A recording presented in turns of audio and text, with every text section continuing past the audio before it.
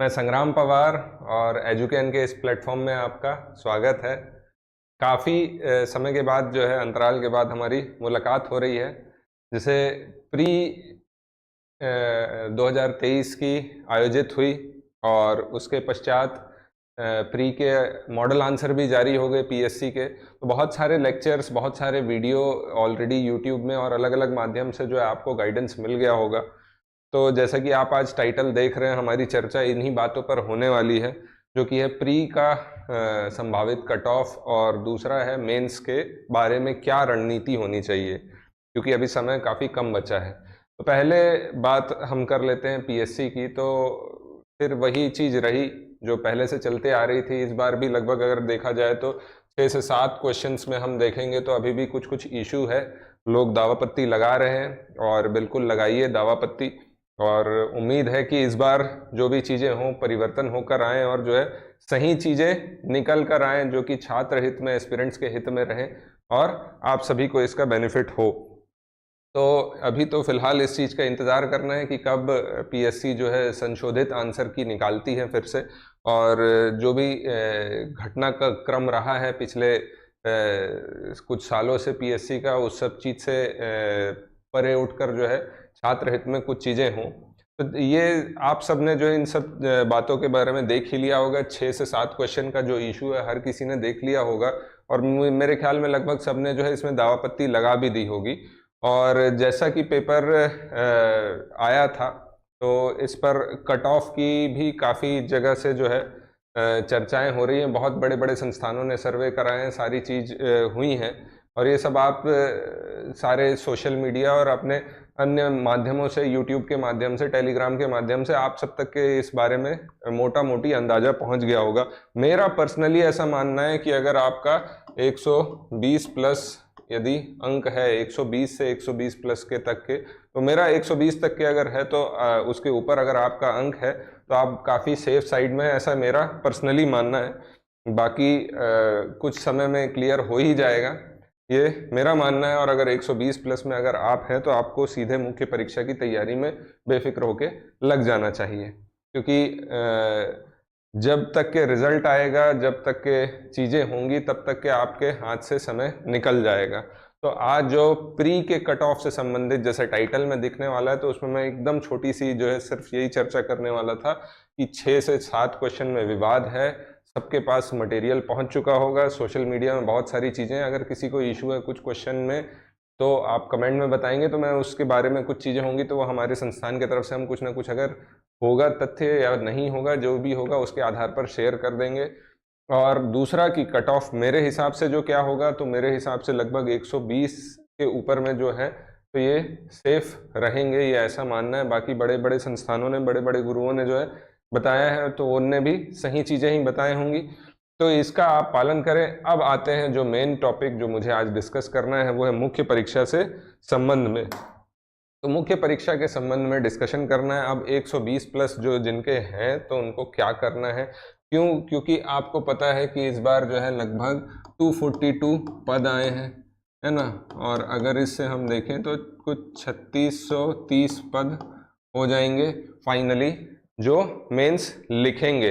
ये 3630 पद जो हैं, ये मतलब 242 इंटू 15 अगर करेंगे तो उस आधार पर जो है ये कुछ पद बनेंगे। तो इतने पद जो है, ये 3600 बच्चे जो हैं, इनको अगर अच्छा पद पाना है तो क्या करना होगा। तो देखिए भाई, 120 प्लस या 120 के अराउंड भी अगर आपके मार्क्स आ रहे हैं तो कुछ चीज़ें की जा सकती हैं। जो अगर 120 तक के आपके मार्क्स आ रहे हैं तो आप अच्छी तैयारी कर रहे होंगे, पहले से भी आपका प्री में भी काफ़ी चीज़ें पहले से अच्छी प्रिपेयर होंगी।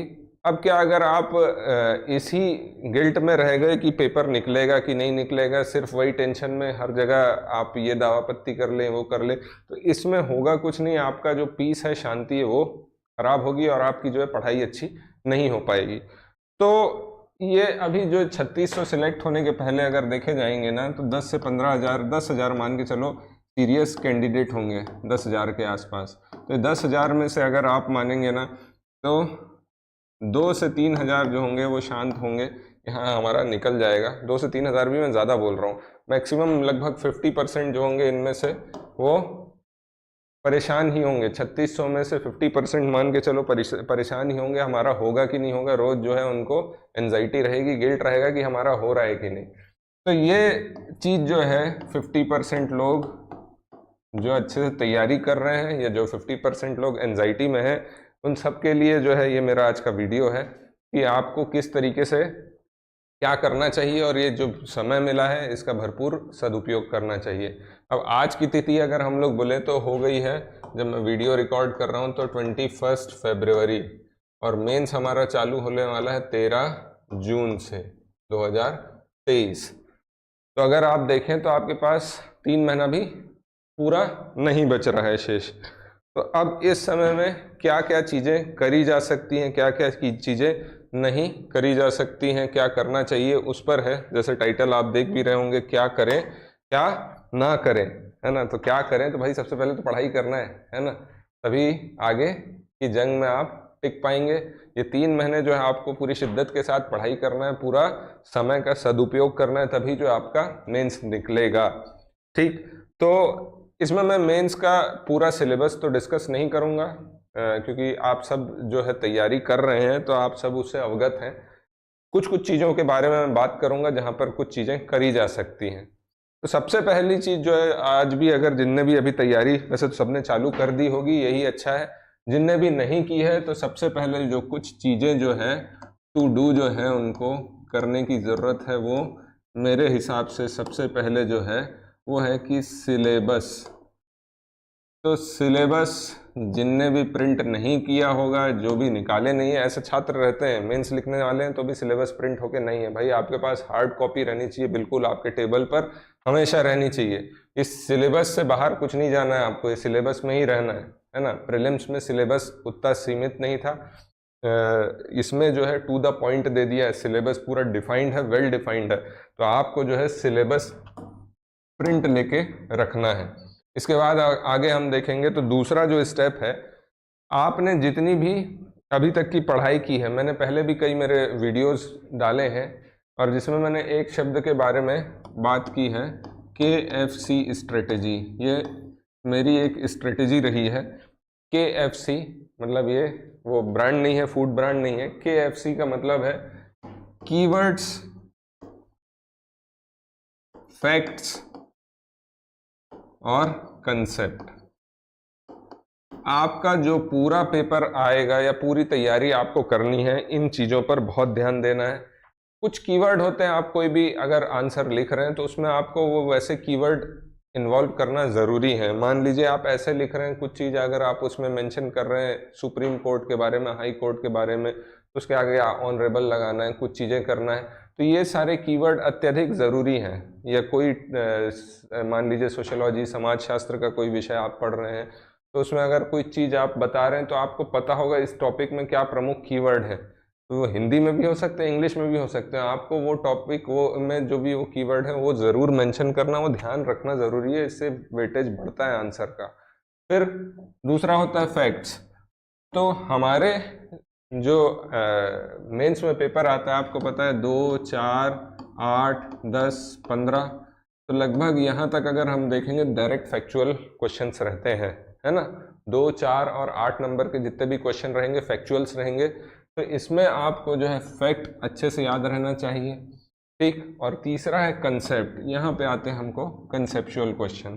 तो यहाँ पे हमको जो है इस पे कंसेप्ट कोई भी चीज़ का क्लियर रखना है। अब आपकी जो आंसर राइटिंग शैली है वो इन 3 स्तंभों के आसपास ही गुजरेगी। आप किस तरह से अपने आंसर में अच्छे कीवर्ड्स यूज़ कर रहे हैं, अच्छे तथ्यों का इस्तेमाल कर रहे हैं, और आपका कंसेप्ट कितना क्लियर है। अगर ये तीनों चीज़ है तो आप जो है अच्छा आंसर लिख सकेंगे। तो आपको कोशिश करनी है ऐसे ही स्ट्रेटेजी फॉलो करने की। अगर आपको ऐसे लिख रहे हैं तो आप ऐसे में इन चीज़ों का ज़रूर ध्यान रखेंगे, अच्छे कीवर्ड कुछ डालने हैं। फैक्ट्स अगर आप ऐसे लिख रहे हैं जो कि एक तथ्यात्मक विषय पर संबंधित है, तो आपको उसमें ज़रूर डालना ज़रूरी है कि क्या क्या फैक्ट्स हैं, है ना। पिछले समय में कितने रहे, या कोई रिपोर्ट आई है मान लीजिए, तो उसको आप ज़रूर मेंशन करिए। और तीसरा चीज़ है, जो भी टॉपिक है उसका कंसेप्ट आपको पता रहना चाहिए, उसको आप ज़रूर मेंशन करें अगर ज़्यादा नंबर का क्वेश्चन है। तो ये स्ट्रेटेजी आप बिल्कुल फॉलो कर सकते हैं। ऐसे राइटिंग पे मैं एक सेपरेट वीडियो बना दूंगा। मैंने कुछ अपनी तरीके से ऐसे लिखे थे, जैसे पुराने एग्ज़ाम्स में मैं जब शुरुआत में लिखता था तो मुझे उसमें उतने अच्छे मार्क्स नहीं मिलते थे, फिर मैंने कुछ अपनी स्ट्रेटजी में परिवर्तन किया, उसके बाद उसका मुझे फ़ायदा मिला। तो वो क्या किया जा सकता है उस चीज़ पर भी जो है हम चर्चा कर लेंगे। तो ऐसे का वीडियो जल्द ही एक निबंध के ऊपर आ जाएगा, वो ज़रूर देखेंगे, आपको उससे कुछ ना कुछ फ़ायदा ज़रूर होगा। तो यहाँ हो गई आपकी दो चीज़ बातें, एक सिलेबस पूरा करना है, दूसरा आपकी राइटिंग में जो है इन चीज़ों को थोड़ा सा ध्यान रखें, स्पेशली जो ज़्यादा बड़े क्वेश्चन हैं उन चीज़ों में। अब ये KFC मैंने बता तो दिया, लेकिन ये KFC कैसा आएगा? ये आएगा जब आपने ये जो सिलेबस पढ़ा है ये पूर्ण करके जा रहे हैं, कंप्लीट करके जा रहे हैं, है ना। अगर आपका सिलेबस पूर्ण है तभी जो है सब चीज़ होगी, और ये सबसे ज़्यादा इम्पोर्टेंट है पूरी कोई भी परीक्षा में, चाहे आपको प्री देना है, मेंस देना है, निकालना है। अगर आपको कोई भी परीक्षा निकालना है तो सबसे इम्पोर्टेंट चीज़ है कि जो सिलेबस दिया है आपका पूर्ण सिलेबस होना चाहिए। जिनका सिलेबस पूरा नहीं होता लिख के ले लो, कुछ भी हो जाए परीक्षा नहीं निकाल सकता। तो सबसे मेन चीज़ है कि आपका जो है सिलेबस पूर्ण होना चाहिए। सिलेबस पूर्ण रहेगा तो आप सारे जितने चीज़ें मैं बोल रहा हूँ, ये KFC वगैरह, ये सारी चीज़ जो है आप इम्प्लीमेंट अच्छे से कर सकेंगे, आपके दिमाग में सारी चीज़ रहेंगी। प्लस सिलेबस कंप्लीट होने का फ़ायदा ये होता है कि अगर आपका सिलेबस कंप्लीट है, जब आप पेपर लिखने बैठते हो तो लगभग 46 क्वेश्चन लिखने रहते हैं आपको। अगर स्पेशली बोलूँ पेपर 3 से लेके पेपर 7 के बीच में आपको 3 घंटे में 46 क्वेश्चन लिखने हैं। उसमें आप अगर पहली पाली में एक पेपर दे रहे हैं, दूसरी पाली में पेपर दे रहे हैं, हर पेपर में 3-3 सब्जेक्ट हैं, आपका दिमाग इधर उधर भागेगा, कंसेप्ट याद नहीं आएगा, और वहाँ पर जो है आपका लिखते लिखते बीच बीच में पेन रुक जाएगा, आपको सोचना पड़ेगा। वो सोचना कब होगा? जब आपका सिलेबस अच्छे से नहीं हुआ है, ठीक। तो आपको जो है, और एक बार आप रुक गए तो आपका पेपर छूटेगा, और पेपर छूटा तो आप वैसी कंपटीशन से बाहर, है ना। तो पेपर आपका नहीं छूटना चाहिए। वो कब नहीं छूटेगा? जब आपके दिमाग में जो है पूरा टॉपिक क्लियर है, सारी चीज़ आप पढ़ कर गए हैं, तो आपका सिलेबस कंप्लीट है, तो आपका पेन नहीं रुकेगा, आपका सिलेबस कंप्लीट रहेगा और आपको अच्छे अंक ज़रूर मिलेंगे। तो ये सबसे इम्पॉर्टेंट चीज़ है। आगे आते हैं हम। तो इसके बाद है, आप जब सिलेबस कंप्लीट कर लें तो साथ में आप जो है इसका एक समरी जैसा बनाते जाएं, है ना। क्यों? क्योंकि पेपर के बाद जो है आपको रिवाइज करने के लिए ज़्यादा समय नहीं मिलता है, तो आपके पास कुछ समरी रहे। अच्छा, ये मुख्य मुख्य चीज़ें हैं, मुख्य कीवर्ड जो है हर टॉपिक का, हर सब्जेक्ट का कुछ कुछ आप बनाकर रख लिए रहिए। या कुछ चीज़ें आपको याद रहती हैं, कुछ चीज़ जो हम भूल जाते हैं, तो वो जो भूलने वाली जो चीज़ें हैं उनका तो ज़रूर बना के रखें आप सिनॉप्सिस, जिसको आप पेपर के समय जो है इस्तेमाल कर सकें, ठीक। इसके बाद जो आता है लास्ट चीज़ है वो है रिवीजन, है ना। तो भाई जिसने रिवीजन नहीं किया वो तो वैसे ही गड्ढे में गया, है ना। तो रिवीजन बहुत ज़्यादा ज़रूरी है। तो ये मुझे लगता है अगर मेंस में आपको अच्छा अंक अर्जित करना है तो ये कुछ चीज़ें आपको करनी है। अब आप जब पढ़ने भी बैठे तो मेरी ये राय है कि सिलेबस आपके पास रहे, सिलेबस के हिसाब से आप टॉपिक निकालो, हाँ ये चीज़ पढ़नी है, सीधे वही चीज़ पढ़ेंगे, आपको बहुत ज़्यादा फायदा होगा, है ना। और सबसे मेन चीज़ कि सिलेबस कंप्लीट करना है, सिनॉप्सिस बना लेंगे एंड में, और रिवीजन कंटिन्यू करना है। अगर ये स्ट्रेटजी फॉलो करते हैं तो इसके आपको डेफिनेटली एडवांटेज मिलेगा। ये चीज़ मैंने खुद ने एक्सपीरियंस की है ना। और जब मैंने ऐसा नहीं करके गया, सिलेबस छूटा है, तब उसका मुझे फेलियर भी मिला है। मैं अपने फेलियर से ही ये चीज़ें आपको बता रहा हूँ, तो इसलिए इस चीज़ को ज़रूर माने और इस चीज़ का पालन करें। तो सिलेबस पूरा करके जाना है, और अपने आंसर राइटिंग में जो है कीवर्ड, फैक्ट्स और कंसेप्ट का किस तरीके से आपको एक मेल जोल करना है वो आपको सीखना होगा। अब बच रहे हैं 3 महीने। अब 3 महीने में भाई सिलेबस तो पूरा कंप्लीट करना है।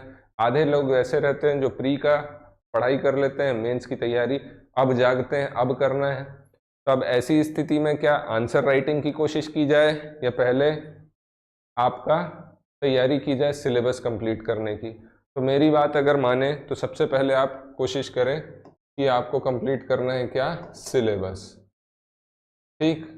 और सिलेबस के साथ आपको पुराने वर्षों के जो है क्वेश्चन पेपर मिल जाएंगे, तो ये जो क्वेश्चन पेपर आपको मिल जाएंगे पुराने वर्षों के, उसमें से जो भी टॉपिक आप पढ़ ले रहे हैं उसके आंसर आप लिख के देखिए। बड़े वाले, छोटे वाले तो डायरेक्ट आते हैं, आप लिख सकते हैं। ठीक, इसके अलावा अन्य बातें जो मुझे लगता है कि जिस पर थोड़ी सी चर्चा और कर लेना चाहिए वो है, सिलेबस तो पूरा करना है, लेकिन सिलेबस में अगर आप देखेंगे तो paper 1, paper 2, paper 3, paper 4, paper 5, paper 6 और पेपर 7, ठीक। जून में होने वाला है पेपर, गर्मी रहेगी दबा के, है ना, तो उस समय मैं और चीज़ें बताऊंगा क्या क्या चीज़ें आपको करना है पेपर अच्छा लिखने के लिए। फिलहाल तैयारी के समय अगर तो घर में बैठ के जहाँ भी आप तैयारी कर रहे हैं तो भाई सबसे पहले आप आज ही चालू कर दे या कर चुके होंगे जो लोग, तो बहुत अच्छा है। भाषा का पेपर है, हिंदी, इंग्लिश और छत्तीसगढ़ी, सारी चीज़ आप इसके बारे में जान रहे हैं कि कितना कितना मार्क्स है। सिलेबस उठाइए, बुक्स हैं जो आइडियल बुक्स मिल रही हैं मार्केट में, जैसे अपनी विनय कुमार पाठक सर की या फिर और अन्य संस्थानों की बुक्स मिलती हैं, आप वो बुक ले करके अपनी पढ़ाई जो है चालू कर सकते हैं। ठीक, तो भाषा में हिंदी, इंग्लिश और छत्तीसगढ़ी, इंग्लिश में जो है परफेक्ट की बुक अच्छी है, आप ले सकते हैं, रेनन मार्टिन ले सकते हैं। हिंदी और छत्तीसगढ़ी के लिए अगर मैं कहूँ तो जो विनय कुमार पाठक वाली जो बुक है सर की, वो आप ले सकते हैं और बहुत अच्छी बुक है। और आप जो है उनमें से बैठ के सारी चीज़ पढ़ लीजिए, अपना नोट्स बना लीजिए। अब इस पेपर में 200 मार्क्स का है, आता है बेसिक ग्रामर। आपको अगर पता है तो आप सही लिखोगे, गलत है तो गलत है। तो ये पेपर जो है अक्सर स्कोरिंग पेपर होता है, तो इस पेपर की आप जितनी दम लगा के तैयारी करें, ज़रूर करें, है ना। क्यों? क्योंकि इस पेपर में क्या है कि अगर आपको उससे गलत हुआ तो गलत हुआ, उसमें कुछ मार्क्स मिलेंगे नहीं, लेकिन अगर आपका सही है तो डेफिनेटली आप एट पार हो जाएंगे। तो भाई भाषा का पेपर जो है आपको उसमें बहुत मेहनत करनी है। पेपर 2 आते हैं, तो पेपर 2 जो है ये आपका हो जाता है निबंध का। इसके लिए आपको जो है अभी से मेहनत करनी है और इसके लिए मैं आपकी सहायता करूंगा। इसके लिए एक सेपरेट वीडियो कल जो है आपको मिल जाएगा, प्रॉपर वीडियो बताऊंगा किस तरीके से निबंध में तोड़ू फोड़ू नंबर आ सकते हैं, ये चीज़ मैं बताऊंगा। ठीक, तो निबंध का जो है इसमें कुछ चीज़ें आप अभी से प्रैक्टिस कर लेना चालू कर लेंगे कि सबसे पहले तो बहुत सारे टॉपिक्स जो हैं करंट से संबंधित, मैं कुछ टॉपिक्स भी शेयर कर दूंगा निबंध के कि जिस पे ऐसे पूछे जा सकते हैं और पेपर तक के हम देखते रहेंगे कि कौन से टॉपिक से ऐसे आ सकते हैं। तो निबंध में अगर देखें हम तो आपको 4 निबंध लिखने हैं, सबको पता है ये चीज़, है ना। 750 वर्ड का एक ऐसे होगा, 2 सीजी या स्टेट इशू के और 2 आपके इंडिया या फिर ग्लोबल इशू के। तो ये आपको इतने ऐसे लिखने हैं। अब 750 वर्ड में सीमित चीज़ों में लिखना है, तो सीमित चीज़ों में लिखने के लिए क्या क्या चीज़ें करनी है वो मैं कल बताऊंगा। और ये पेपर भी स्कोरिंग है, जो मैंने बताया KFC, इस पर पहले से आप काम करके जाओ। बहुत सारे टॉपिक जो है निर्धारित हैं, हाँ इनमें से ही उठकर आएगा, लगभग ऐसा रहता है। तो हम वो टॉपिक को अगर पहले से प्रिपेयर करके चले जाएं, है ना, गिन के कई सारे टॉपिक रहेंगे, अगर उनके बारे में एक मोटा मोटी एक हम खाका तैयार करके चले जाएं और उसके आधार पर हम एक अच्छा आंसर, ये अच्छा निबंध लिख सकते हैं। पेपर 3 हमारा है इतिहास, हिस्ट्री का, है ना, और थोड़ा बहुत पब-एड और कॉन्स्टिट्यूशन का। ठीक, ये पेपर में लगभग आपकी एवरेज मार्किंग आएगी, मतलब इसमें हर कोई को पता है, हर कोई भाई प्रीलिम से यही पढ़ते आ रहा है, तो हर किसी का इसमें जो है ठीक ठाक मार्क्स आ जाता है। पेपर 4, अब पेपर 1 हो गया, पेपर 1 के बाद आ गया हमारा कौन सा, पेपर 2। पेपर 1 हो गया, पेपर 2 हो गया और पेपर 4 हो गया। ये सारे क्या है, हमारे स्कोरिंग पेपर हैं। पेपर 4 क्यों स्कोरिंग है भाई, इसमें आ जाता है हमारा साइंस है और मैथ्स है। मैथ्स हालांकि जो है देखा जाए तो 50 नंबर का ही मैथ्स पूछ रहा है, लेकिन फिर वही चीज़ है, जैसा ग्रामर का पोर्शन है वैसे ही हमारा गणित का पोर्शन है। अगर 50 मार्क्स आप सही बनाकर आ रहे हैं तो आपको 50 मार्क्स श्योरिटी से मिल रहे हैं। तो 50 मार्क्स बहुत बड़ा वैल्यू है। अगर आपको 50 मार्क्स में से मान लीजिए आप 45 मार्क्स या पूरे 50 में से 50 ले आते हैं, विज्ञान में आपको चलो उतने नहीं मिल रहे हैं, 150 में आपको मान लो 80-90 नंबर मिल रहे हैं, लेकिन आप अगर 50 मार्क्स इसमें ले आते हैं तो आप सीधे 130 मार्क्स में आ जाएंगे, तो बहुत बड़ा आप आगे निकल जाएंगे वैल्यू में। तो मैथ्स का भाग जो है अभी से अच्छा करना चालू कर देंगे। ठीक, पेपर 5 में आते हैं तो भाई भूगोल और अर्थव्यवस्था का है। इस पेपर में भी खास चीज कि भाई साइंस में भी और भूगोल में भी, ये दोनों पेपर में, वैसे तो आप हर पेपर में चाहे तो अपना क्रिएटिविटी का इस्तेमाल कर सकते हैं, डायग्राम, मैप, सब चीज का आप प्रयोग कर सकते हैं, फ्लो चार्ट वो चार्ट जितना आप बनाएं अपने आंसर को उतना सुंदर बना सकते हैं। तो पेपर 5 में भी जो है आप ठीक ठाक स्कोर कर सकते हैं। इसमें कुछ आपको इकोनॉमिक सर्वे से भी क्वेश्चन मिलेंगे छत्तीसगढ़ के, तो उस पर ध्यान देकर जरूर जाएंगे, है ना। पेपर 6 ये पूरा नया भाग है, सोशियोलॉजी, समाजशास्त्र, दर्शन और थोड़ा सा कल्चर है छत्तीसगढ़ का। और पेपर 7, ठीक, पेपर 7 में हमारे अधिनियम और बाकी सारी चीज जो बच्चे पढ़ रहे हैं सबको पता है ना। तो भाई ये पेपर में अगर देखा जाए आपका पेपर 6 में और पेपर 7 में लगभग मार्क्स अभी तक के देखे जाएं तो एवरेज ही गए हैं, ज़्यादा आपको एकदम जो डिफरेंस करने वाला मार्क्स जो है उतना नहीं नज़र आएगा। पेपर 7 में तो फिलहाल तक के ऐसा दिखाई दिया है। तो जो स्कोरिंग पेपर है पेपर 1, 2 और 4 और 7 को भी मुझे लगता है कि कभी ना कभी इसमें भी जो है ऐसा समय आ सकता है कि ये पेपर भी जो आपको एट पार ले जाएगा, क्योंकि इसमें उस लेवल की स्कोरिंग नहीं जाती है और उस लेवल का लोग क्योंकि प्रिपेयर भी नहीं करते हैं। तो ये पेपर में भी आने वाले समय में स्कोरिंग आपको देखने को मिलेगी अगर सिलेबस में परिवर्तन नहीं होता है तो।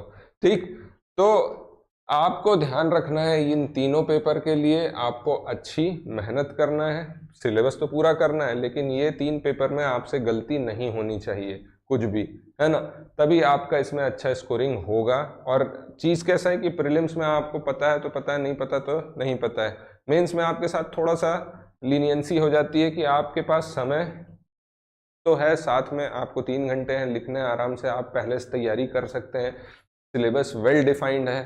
प्लस इसमें अगर आपको कुछ पता नहीं है, हल्का सा भी आपको अंदेशा है, तो आप उसमें थोड़ा सा कुछ ना कुछ लिख कर आ सकते हैं। तो ये सारे एडवांटेज हमको किस में मिल जाते हैं, मेंस में। अब आपको कुछ चीज़ें मैं और बताना चाहूँगा। तो पहले तो ये ध्यान रखेंगे कि ये जो तीनों पेपर हैं आप इसमें कोशिश करेंगे कि आपका नंबर ठीक ठाक आए, इस पे प्लानिंग करें। सिलेबस पे मैं डिटेल पे नहीं जा रहा हूँ क्योंकि सब कोई देख चुके हैं, सबके पास सिलेबस होगा।